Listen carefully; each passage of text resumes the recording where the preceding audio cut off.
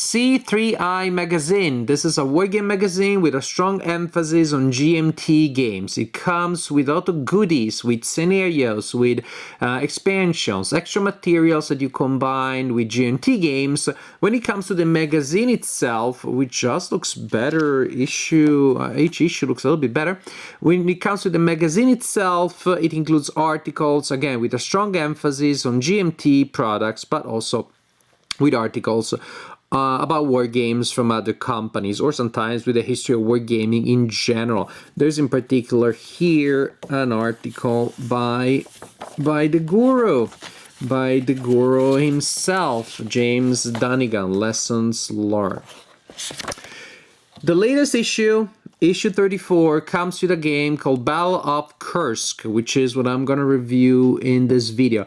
It is a game that is for 2 players, but can also be played solitaire with some adjustments. It's not one of those supernatural games that you can just play both sides at the best of your possibilities. There is a segment where players have to choose their posture for the turn, and that's supposed to be done secretly.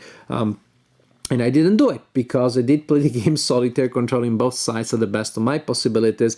These are times of pandemic. I don't have the luxury of playing with an adult human opponent, so I have to play with this inhuman opponent that is, I don't know, the other me. So I play the game, controlling both sides to the best of my possibilities, choosing the posture as it made sense.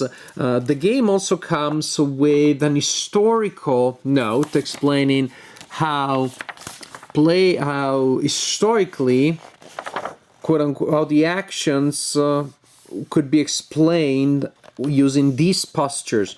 Is the other way around, like how the postures in the game were based on these actions, and if they were to be read in terms of posture, this is the posture. So I also play the game using the historical posture, the calendar of historical posture. We'll see what that means, but generally speaking, you probably figured out posture means it's a decision that you make at the beginning of a turn that will allow you to do certain things rather than others, and also will impose different kinds of expenses. The rule book has 16 pages, but in truth that may be misleading because you have notes, you have a lot of examples. The rules probably could be summarized in 3-4 pages. This is definitely a beginner level war game. It is also described in the rule book as basically very similar to the classic game Battle for Moscow, with some small differences, but to me those differences are major. To me it's the other way around. It's a very different game with some similarities with Battle for Moscow, while remaining at the same time very, very straightforward, very available, very open to new wargamers that are just starting with the hobby. Now, the situation is the Tigers are burning in 1943. We are at depending on how you look at it, the game starts at the end of a German offensive or at the beginning of 3 Soviet counter-offensives. The map is a paper map. Here's a general look of what it looks like. Very clean, nice, professional, classic look, but not dull. When you play the main scenarios, the Russians and the Germans will set up in 2 parallel lines here. You have this bulge around Kursk. Kursk is so close, and Moscow is not that far. But those last few hexes can be difficult to achieve. Matter of fact, most or many units, I would say most units start on the game on the board on the reduced side. And so the first couple of turns you will probably want to spend a lot of actions trying to bring your units back to their main side using replacements. And so units are double-sided and they have 2 factors, very simple, which is combat factor and movement factor. And that's pretty much it for the game pieces. Well, you have 2 categories, armor and infantry, which is important because they receive different kinds of replacements. Each turn you receive a number of infantry replacements and a number of armor replacements. They may be negative, so that represents the fact that units are moved to the front. So actually, if you have negative replacements, that means that you reduce steps by flipping fresh units to the reduced side or by removing units altogether from the board. I'm gonna put some units there kind of randomly just for the fun of seeing units on the board.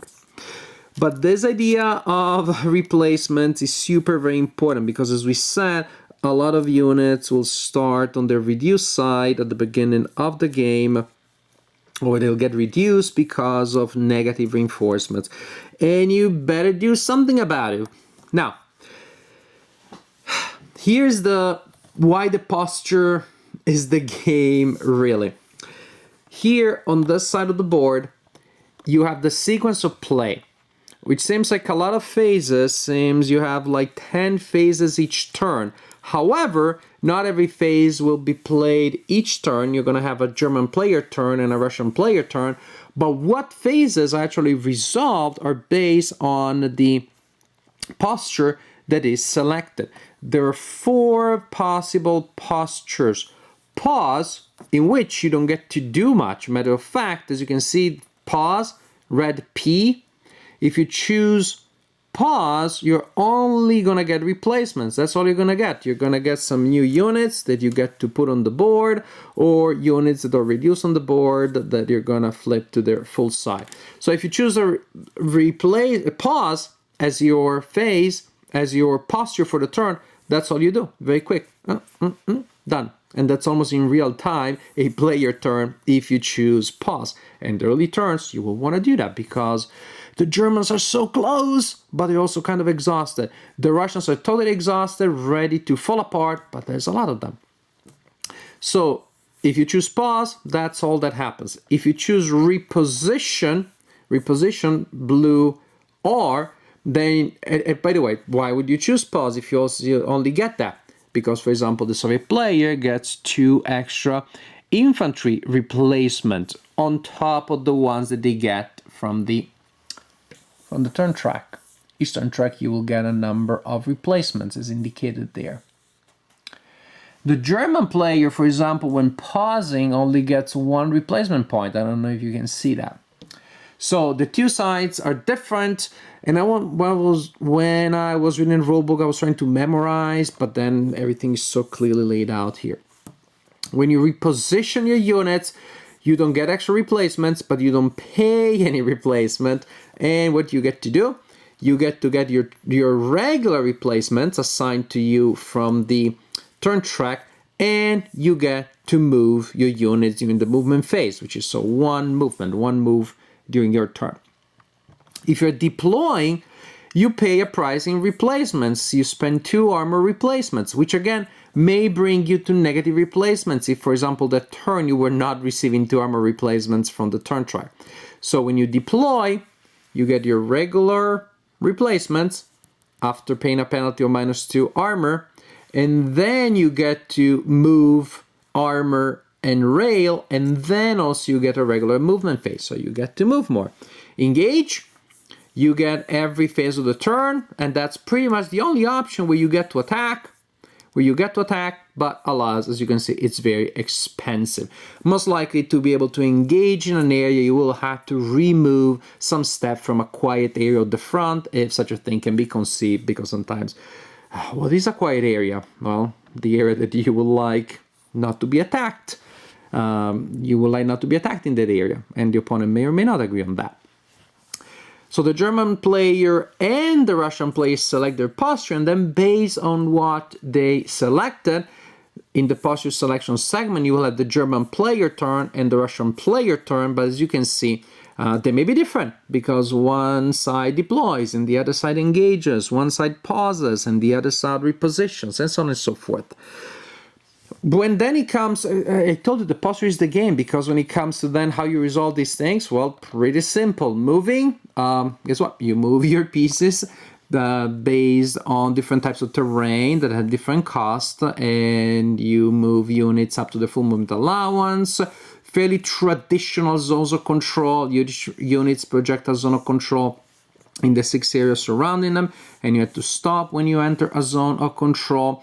Combat, it's a combat odds, so fairly classic again, very classic there.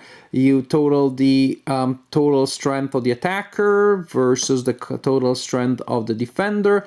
Turn that into odds, select the appropriate column, roll dice, apply modifiers that may switch the column, for example, based on terrain, and then you apply the result, and here you have a description of the result.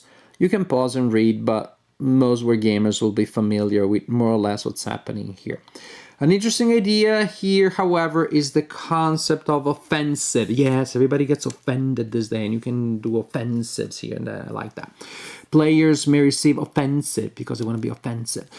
When you get an offensive, you will, and you declare an attack, and you have an offensive, you can state that units, suppose that these two are attacking that one.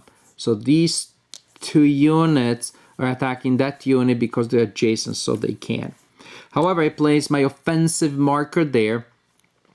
Then I can declare units that are adjacent to the attacking unit, but not to the target, to be participating, and those units will provide column shifts. I imagine, you know, like being siphoned in and getting there and doing their part. So that's an interesting idea. Also, you can't just move your posture all you want, from one area to the other. When you change your posture, you can go down from engage to pause as far as you want, but you can only go up one space at a time. And it shows, you know, how pause has its own momentum. Inertia has its own momentum, so to speak. However, you can also spend offensive markers to go up on the posture track faster. So you switch from a low level of activity to a higher level a little faster. But that's a general idea. You can spend offensive to help with repositioning your posture or get extra people to participate in combat. And the number of offensive markers that you get is determined by the turn track. What are we trying to do? Well, that's an interesting idea. Generally speaking, you score victory points for elimination of enemy units and for control of general locations on the map.